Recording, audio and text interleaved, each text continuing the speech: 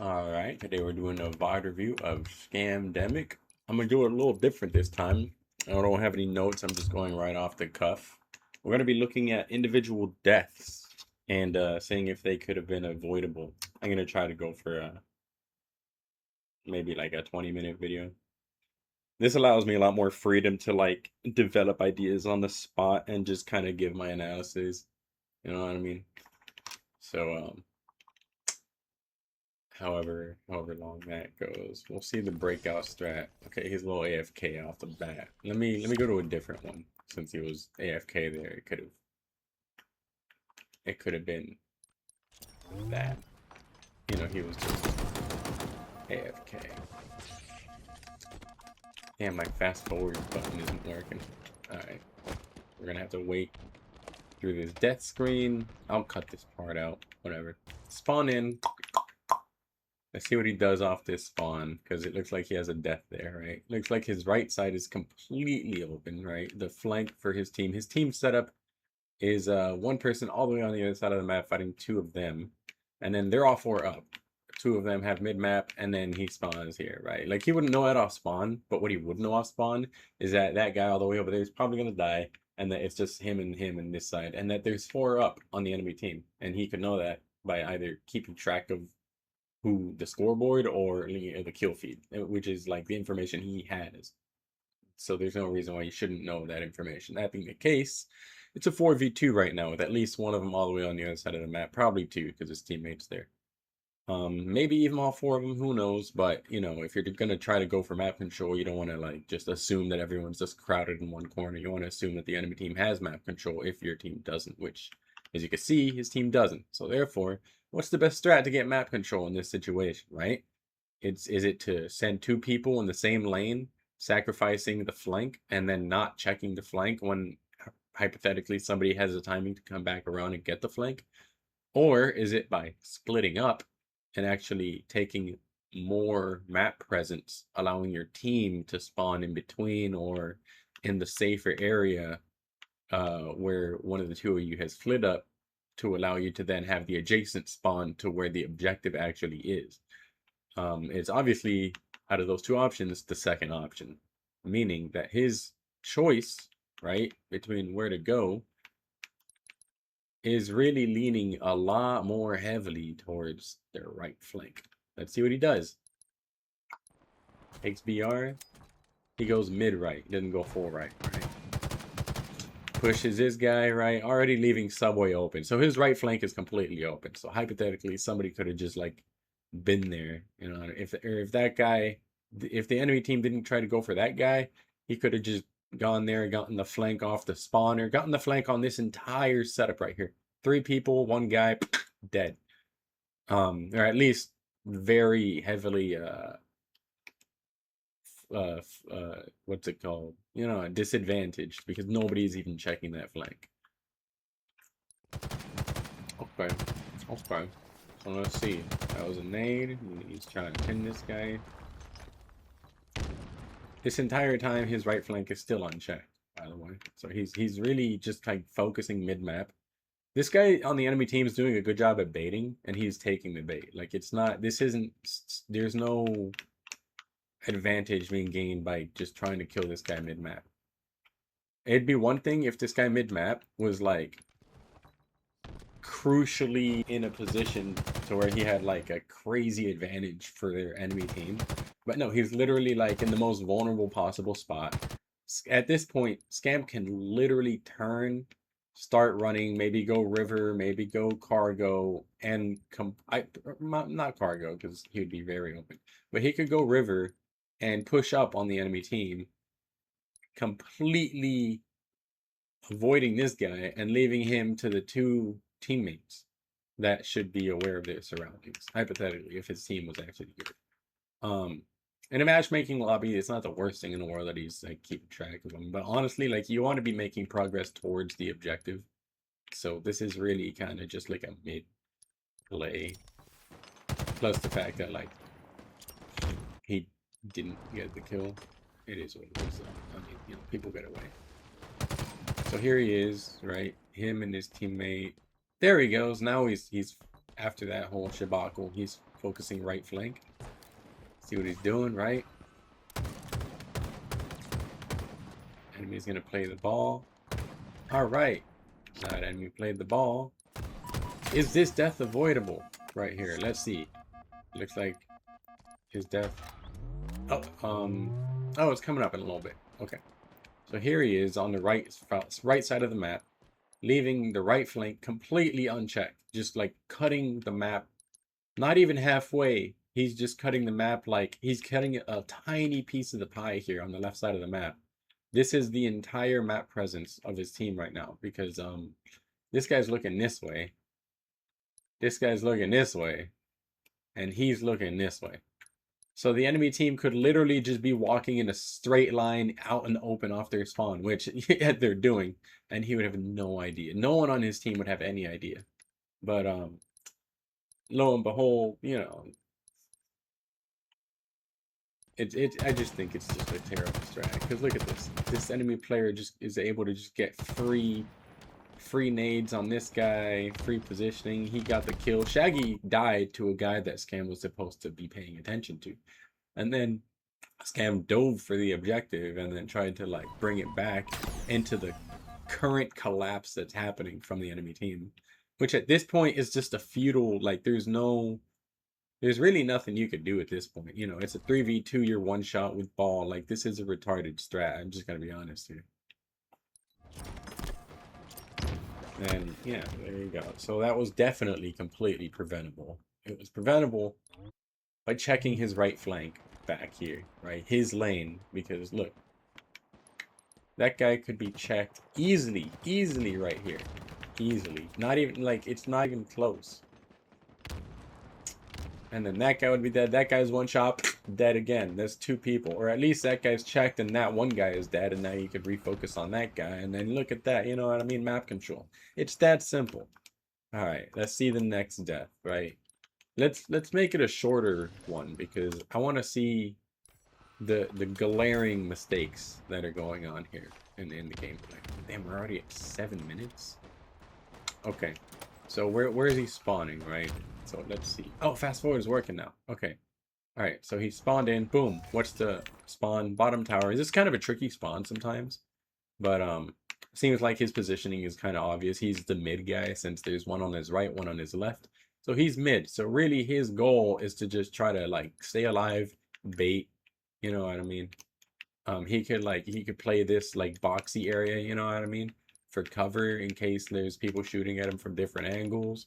He could literally just stick here bottom tower and like wait for the fourth guy to spawn so he can know whether or not to play mid left or mid right.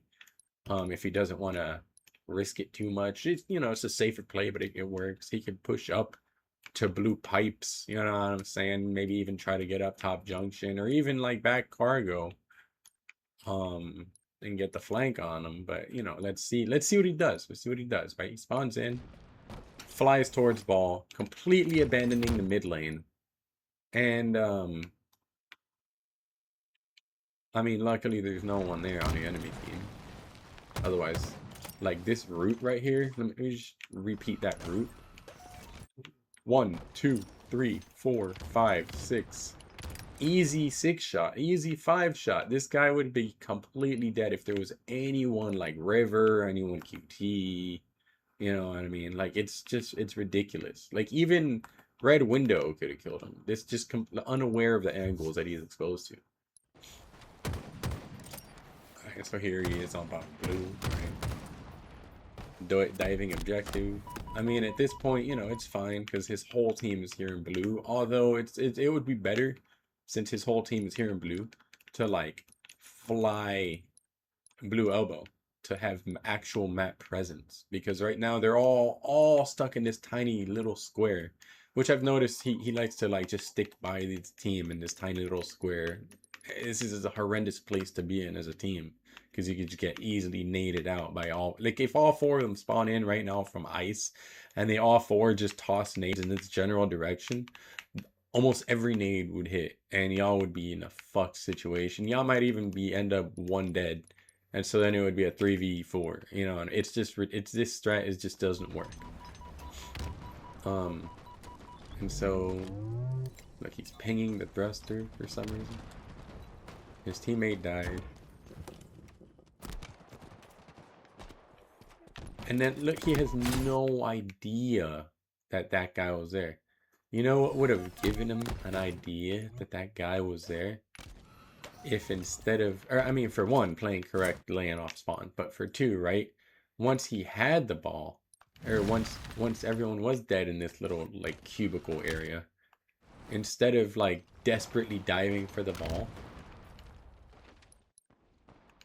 actually playing his lane. So he would be going over here, right? And then sticking here, watching QT, so he has an eye on QT. That teammate died. Oh, look, there's an enemy. And then he could actually get shots down, ping the enemy, you know, make sure his lane is still in check. And, you know, he wouldn't be dead with ball. And, like, just walking completely, look at this. It's completely oblivious. And I've just noticed this so many times by watching his gameplay. It's like he just doesn't understand lanes fundamentally, and that was a completely preventable death. Let me see here. Right, he spawns here. You could say this is mid, right? Because there's one on the right, one on the left. Although they're very, very spread out. Although, you know, judging from the last life, you can kind of guess that most of them are there because, you know, that's where the ball is. But honestly, like, I wouldn't really trust that this is mid because like even if like with the timing, right? Just like judging by like the fact that all of them were their last life, one of them could have gone river and flown out ice at this point, right? So let's see, is he ready for an ice chow? Nope. This guy could have just shit on him right there, flying out ice, getting the flank on him. So like, you know, these things are the things you got to be aware of if you want to play at any proper level, like any high level, really anything. Looks like there's 3 alive on the enemy team. So really the best thing to do is to force the last one, in this situation, is to force the last guy to spawn there. Because otherwise, by flying forward, you're abandoning this spawn. And since our guys are pushed up, oh no, there's 4 guys alive. Okay, never mind. Never mind. That guy was covering that guy. Well, I was going to say, like, if there was only 3, he would be opening the spawn for one of them to get the flank on your entire team. But with the timings, it's fine. This is fine. Pushing through mid. Alright, round 1 lost. Let's try a different map, right? Because you might be saying, like, oh, maybe this is, you know, he's just like, this is a bad game, you know what I mean? Everyone has bad games. Let's go a few days ago, right? Let's just, you know, make sure that, like, it's all spread out. So there's a control variable, you know what I'm saying? Of, like, it's not just that game or that day you were playing bad or whatever. If the games would load. Here we go. Live fire rank slayer, they won. So let's see here. These are diamond lobbies, by the way. These are the fringe diamond lobbies that he says he's in.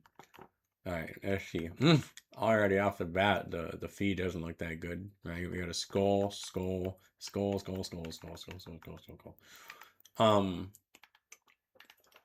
The other day we actually played a game. I'm gonna see the breakout strat. AFK again. I mean, that's kind of a common theme with Scam. I'm just gonna fast forward because, like, that kind of just, like, poison pills the entire life. You know what I mean? You can't really make... Like, you could just blame it on, oh, it's because he was AFK. You know what I'm saying? So let's go towards the next, like...